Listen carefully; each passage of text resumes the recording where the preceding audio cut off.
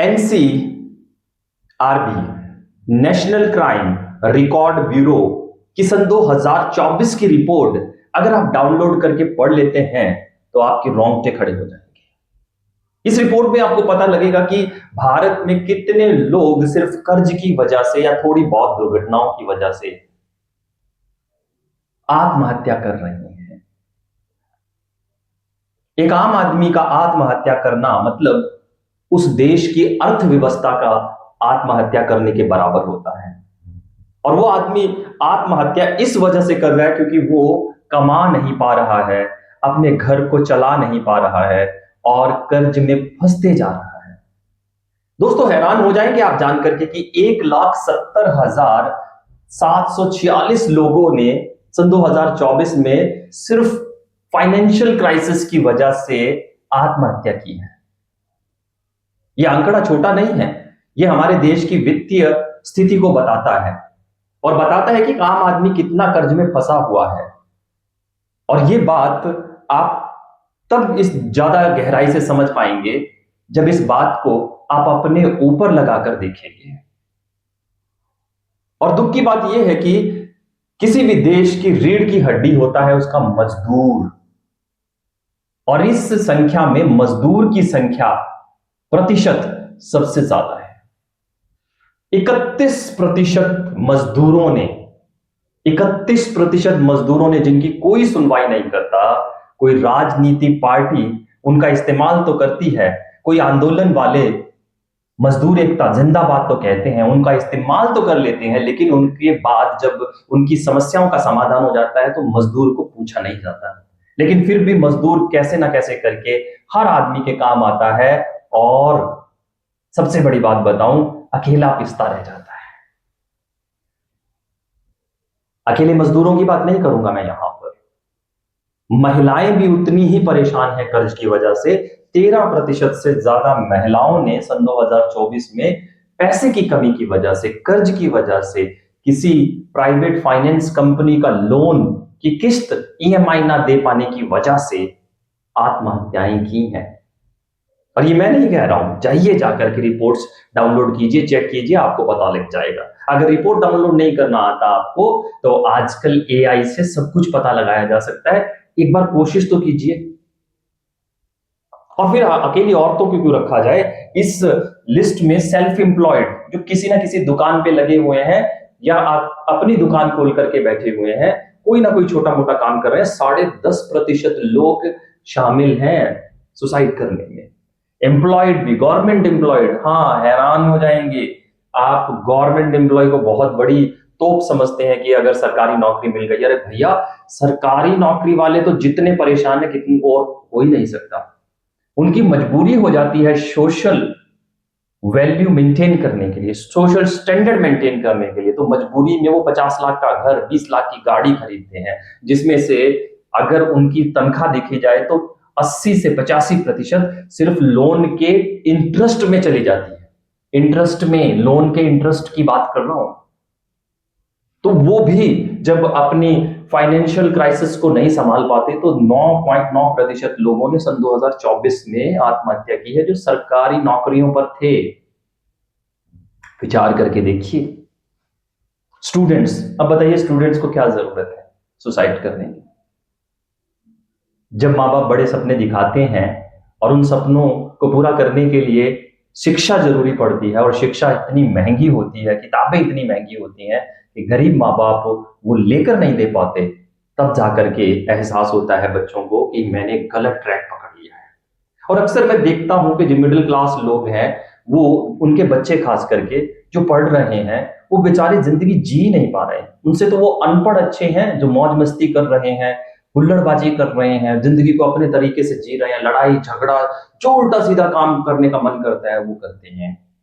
लेकिन एक आम मिडिल क्लास का बच्चा घुट घुट कर रोज मरता है क्योंकि स्कूल कॉलेजेस में वो स्टैंडर्ड मेंटेन नहीं है, फीस की टेंशन है, स्कूल के प्रिंसिपल, स्कूल का स्टाफ, स्कूल के टीचर हर रोज उनको खड़ा कर देते हैं और कहते हैं कि फीस लाओ। लेकिन बच्चों को भी अपने माँ बाप की स्थिति पता होता है और वो घर पर जाकर के जब नहीं कह पाते तो छोटे से दिमाग में कुछ और समझ नहीं आता जब, तो ऐसे लगभग 8 से 8.5% बच्चे सुसाइड कर जाते हैं सिर्फ फाइनेंशियल क्राइसिस की वजह से। और भी हैं दोस्तों, फार्मर्स भी हैं 10% के लगभग इस संख्या के अंदर, मतलब लगभग 17,000 के लगभग किसानों ने भी आत्महत्या की है। और जब से देश आजाद हुआ है तब से लेकर आज तक हर सरकार ने गरीब जनता के साथ वादा किया है कि वो उनकी गरीबी को जरूर दूर करेंगे, उनको रोजगार देंगे, उनके जीवन को अच्छा बनाएंगे। पर जानते आप भी हैं कि कौन सी सरकार कितना सफल हुई है। तो एक पहलू तो आपको ये समझ लेना चाहिए कि देश कर्ज में फंसा हुआ है और इस दलदल में फंसते ही जा रहा है। अब जरूरत है आपको या तो इसमें फंसे रहिए और अपनी मेहनत की गाढ़ी कमाई का 80% हिस्सा सिर्फ इंटरेस्ट में, ब्याज में देते रहिए और घुट घुट कर मरते रहिए, अपने ही मकान में किराएदारों की जिंदगी जीते रहिए। मर्जी आपकी है। स्टैंडर्ड मेंटेन करने के चक्कर में बड़ी गाड़ी ले लीजिए 20 लाख 30 लाख रुपए की और डेप्रिसिएशन में उसको डालते रहिए। या दूसरा तरीका यह है कि जिंदगी जीना सीख ले, सही तरीके से दिखावे की जिंदगी से बाहर आ जाएं और सही में काम करके जो हासिल करना है वो मेहनत करके हासिल करें, लोन के चक्करों में ना पड़े।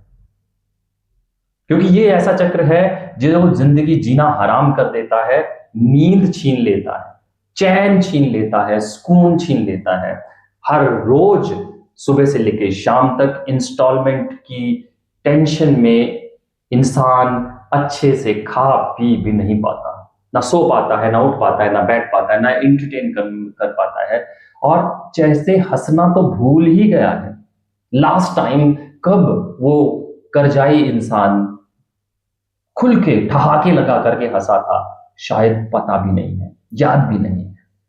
4 रीजन जिसकी वजह से आप कर्ज में हैं और कोई नहीं आपको उसमें से बाहर निकालना चाहता, और जो निकालना चाहते हैं उनका आप लोग साथ भी तो नहीं देते हो, ऐसी वीडियोस को प्रमोट नहीं करते, लाइक कमेंट शेयर सब्सक्राइब नहीं करते हो, आप फॉलो नहीं करते हो। क्यों? क्योंकि इससे आपको नॉलेज मिल जाएगी, इससे फाइनेंशियल एजुकेशन बढ़ेगी, तो आप कर्ज से बाहर आ जाएंगे, आपकी नींद अच्छी हो जाएगी, आपकी सेहत अच्छी हो जाएगी, टेंशन फ्री लाइफ होगी आपकी, आप अपनी मर्जी से सांस ले पाओगे, घूम पाओगे, खा पाओगे। तभी तो, क्योंकि जिंदगी आसान हो गई तो फिर तो बड़ी टेंशन हो जाएगी। इसलिए ऐसे कंटेंट को कोई लाइक कमेंट शेयर सब्सक्राइब नहीं करना चाहता। सो माय डियर फ्रेंड, फिर भी कोशिश करते जा रहा हूं कि लोगों का भला हो। वो 4 रीजन, पहला रीजन लो इनकम। अरे भाई, आपको ये समझ लेना चाहिए कि आप जो काम कर रहे हो उससे आपका घर नहीं चल रहा है, आपके बच्चों की पढ़ाई नहीं हो पा रही है, आपके बच्चों की फीस नहीं जा पा रही है, आप अपने बच्चों को हेल्दी न्यूट्रिशियस डाइट नहीं दे पा रहे हैं, आप अपने बच्चों का अच्छा स्टैंडर्ड मेंटेन नहीं कर पा रहे हैं, आप अपने लिए इमरजेंसी फंड अरेंज नहीं कर पा रहे हैं, हर महीने आप सेविंग्स नहीं कर पा रहे हैं, मान लो। और इन सब का रीजन है लो इनकम। जब इनकम की कमी होती है तो इंसान अपनी जरूरतों को पूरा करने के लिए कर्ज उठा लेता है, और फिर इनकम में वही रहना है, जरूरतें बढ़ती हैं और बोझ बढ़ता है इंस्टॉलमेंट का, तो फिर वो एक और कर्ज उठाता है, एक और कर्ज और एक और कर्ज। इस तरीके से कर्ज के चक्रव्यूह में अभिमन्यु फंस जाता है। दूसरा मेन रीजन बहुत इंपॉर्टेंट है, हाई एक्सपेंसेस। आपकी इनकम बढ़े ना बढ़े, लेकिन सरकार अपना काम अच्छे से निभा रही है, हर चीज को महंगा करते जा रही है। फिर वो चाहे आपका गैस सिलेंडर हो, पेट्रोल हो, आटा हो, दाल हो, चावल हो, पानी हो। जी हाँ, पानी भी आजकल मुफ्त में नहीं मिलता है, उसको भी खरीदना पड़ता है। ऐसे देश में जिसको नदियों का देश कहा जाता है, वहां पानी की कमी होती जा रही है, तो हर चीज महंगी होती जा रही है। आप अपनी इनकम बढ़ाए ना बढ़ाए, सरकार अपना काम पूरा तरीके से कर रही है, इनकम आपके चीजों को महंगा करते जा रही है।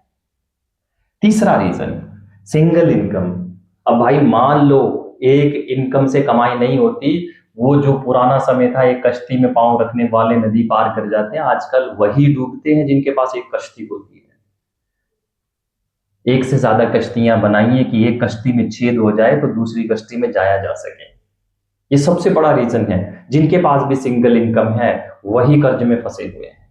एक से ज्यादा इनकम सोर्स जिसके पास नहीं है वो डूबते जा रहा है। और दुनिया के जितने तमाम अमीर लोग हैं उन्होंने स्पेशल बोल रखा है किताबें पढ़िए फाइनेंस से रिलेटेड, कम से कम कमाई के 7 जगहें होनी चाहिए, 7 इनकम सोर्स होने चाहिए, तब जाकर के आप सुख की सांस लेते हैं। और 7 काम को चलाने के लिए टेंशन हो तो काम को चलाने की टेंशन हो भाई, ब्याज भरने की टेंशन ना हो, इंस्टॉलमेंट पे करने की टेंशन ना हो। इंस्टॉलमेंट की टेंशन से तो काम की टेंशन 1000 गुना अच्छी है। और चौथा और आखिरी रीजन जो बहुत है, लेक ऑफ फाइनेंशियल एजुकेशन। हमारे देश के लोगों को इतनी नॉलेज है कि वो हर चीज को बोल देते हैं कि मुझे इसकी जरूरत नहीं है। और देखिए, यही देश दुनिया का सबसे कर्जाई देश, सबसे बीमार देश, सबसे परेशान देश, सबसे दुखी देशों में इसकी गिनती होती है। चेहरे पे लोगों के मुस्कुराहट है ही नहीं। क्यों? क्योंकि उनको सब पता है। आर्थिक ज्ञान, आर्थिक शिक्षा सबसे ज्यादा जरूरी है, जो ना तो स्कूल में पढ़ाई जाती है, ना घर में सिखाई जाती है, और ना ही हमारे यहाँ पर चर्चाएं होती हैं फाइनेंशियल एजुकेशन होती क्या है।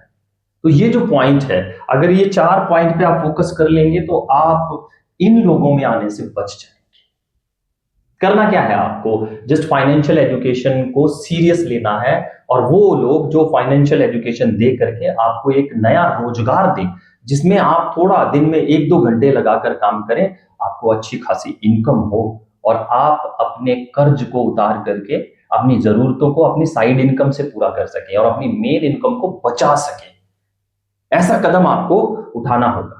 और ये तभी संभव हो सकता है जब आपको जिस किसी ने भी ये वीडियो भेजा है उससे बात करें कि कैसे रीवा ग्रुप के साथ जुड़कर फाइनेंशियल एजुकेशन लेकर और फाइनेंशियल एजुकेशन को बेचकर अलग अतिरिक्त आय कमाई जा सकती है, बनाई जा सकती है। हर रोज 1000 रुपया अलग से बनाया जा सकता है। कैसे कैसे रीवा ग्रुप हेल्प करेगी आपकी? और फिर नेटवर्क बनाना, दुनिया का सबसे कामयाब और तरीन जितने भी लोग हैं वो सब नेटवर्क बना रहे हैं। कैसे आप भी नेटवर्क बना करके इन समस्याओं से बाहर आ सकते हैं, फाइनेंशियल क्राइसिस को पीछे छोड़ सकते हैं। ये सब संभव हो सकता है अगर आप ये चाहें तो उस व्यक्ति से अभी कॉल कीजिए, अभी मैसेज कीजिए। अगर YouTube, social media, Facebook, Instagram से इस वीडियो को देख रहे हैं तो दिए गए नंबर पर आप जरूर कॉल करें, आपकी जरूर सहायता की जाएगी, और बेस्ट जो है आपके लिए वो आपको जरूर दिया जाएगा। तो आपकी इनकम ब्याज में ना जाए, आप अच्छे से जीवन जी पाएं, ये हमने संकल्प लिया है, और बहुत से लोग हमारे साथ जुड़ रहे हैं जिनसे उनका काफी फायदा हो रहा है। आइए मिलके एक नई जिंदगी की शुरुआत करते हैं और डेट वॉरियर बनते हैं। ज्यादा जानकारी के लिए अभी संपर्क करें। और हमारा प्रयास अगर अच्छा लगा है तो जहां हजारों इधर उधर की गलत शलत वीडियो, लड़कियों की वीडियो लाइक, कमेंट, शेयर करते हो, उनकी जगह पर ये एक अच्छा काम कर दीजिए जिससे हजारों लाखों लोगों की जिंदगी बचे। इस वीडियो को लाइक करना, कमेंट करना और शेयर करके सब्सक्राइब करना बिल्कुल मत भूलिएगा। मैं आपका इंतजार कर रहा हूं। आइए मिलते हैं और एक नई शुरुआत करते हैं। धन्यवाद।